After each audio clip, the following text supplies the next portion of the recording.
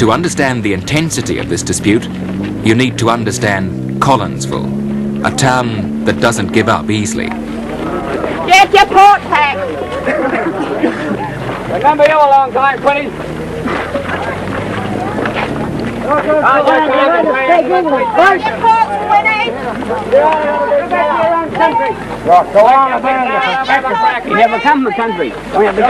These people believe they're fighting for the rights of the working man, or at least some of them. But for Collinsville, this is not the first time. Well, what happened first of all was when the mine closed down, because the miners and their wives fight for their rights. Well, we're branded red, which is a lot of hooey as far as I'm concerned. Same with this trouble. We're branded red again. Well, do you think we deserve to be branded red? Fighting for our rights? Oh, well, we've never had renegade workers on an industry here before. We've read about them, and this would be what we would take to be the last town that they would ever try and put them in. And instead of that, we've got them, and we've got to fight them. I felt that the Collinsville people had slackened off a little bit after the close down of the state mine and the hammering they've copped here. I think this dispute's resurrected them, if you like to put it that way, to really being a back to the old days where they've got their organisation and fighting strength back again. The caravan park on the powerhouse project.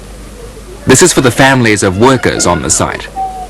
When the company closed the job down 2 months ago, everyone was ordered to leave.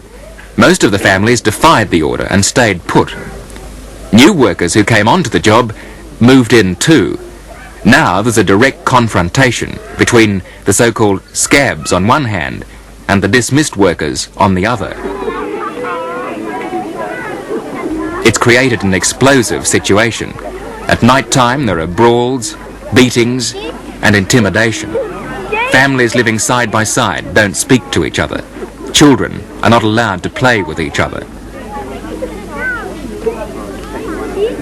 Mrs. Shirley Weir, for some of the families in the park, is the wife of a scab. Well, at the moment, if anyone walked past here, I feel like going out and having an argument with them if they just looked at me and called me a scab. In fact, I think Reggie will lose his job soon, because I'm just that way. I feel like getting all these women in the camp and just telling them what I think of them. I'm just fed up with the lot of it. What about the children? What do you think the children feel about all this?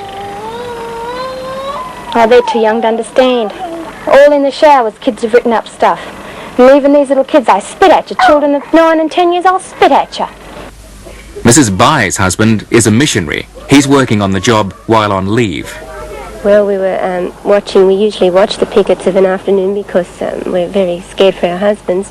And this particular afternoon, they, instead of staying down as they usually did, they marched up here through the single men's barracks and then into the caravan park. They marched through the parks and abused everyone, insulted them, called them scabs, of course, and well, they were just very unpleasant. When it was very, very tragic as far as I was concerned to see the women and the children and the mothers carrying babies marching along and doing rude gestures and everything like this to us. We felt scared. I had my mother and my father visiting us, and they had nothing to do with this, but they were abused. Mrs. Joan Butler is one of the women on the other side. Her husband's been off the job for more than 2 months. Well, I think the feelings of the women are a lot stronger sometimes than the men. This business that's going on now, that was suggested a few days ago, going back to work with the present labour force, I think a couple of the men might have gone back, but no way in the world would the women let them go back. Why not? No, it's against all principles. Really and truly, you couldn't go back and work with people that are trying to break down conditions we're fighting for.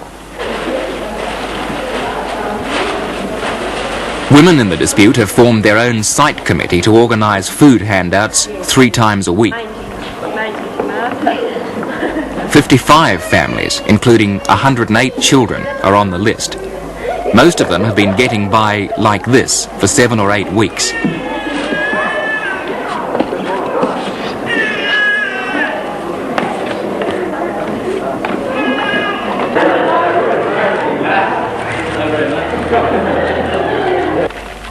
Mrs. Gwen Brunker has 10 children.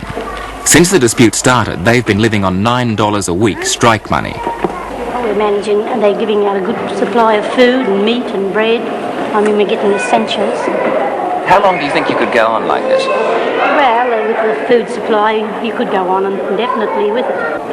At any stage during this 2 months when your husband's been out of work, have you been tempted to persuade him to go back? Definitely not. I mean, it's against my principle. I mean, we were brought up in the mines. My father was a coal miner, and it's against our principle to work with scab labour and things like that. We believe in the union.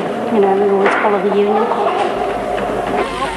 Only in a place like Collinsville could this dispute have lasted so long and been fought so bitterly. The whole town has closed in around it. Most of these people would sooner die than go back to work with what they call scabs. Meanwhile, Collinsville is a town divided against itself, and whatever the outcome of the present dispute, the bitterness of the past few weeks will be there for a long time to come. What we had been sticking out for, what we were fighting for ordinary working men, for the working class in general, that these, well, people, if you could call them that, come onto the job and just were prepared to stand on us and take everything that we had fought for and try and push us out. How big a sacrifice have you had to make to stick out on this dispute?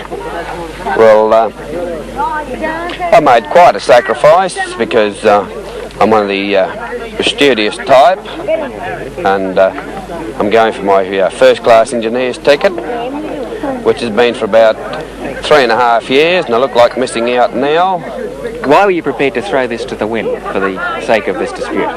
Well, I was prepared to throw this to the wind because I was fighting for a principle that my father, my own mates, and a lot of other industrial men have done this, and I can't see tradition broken. I just hate scabs. We'll win that side allowance, we shall not be moved.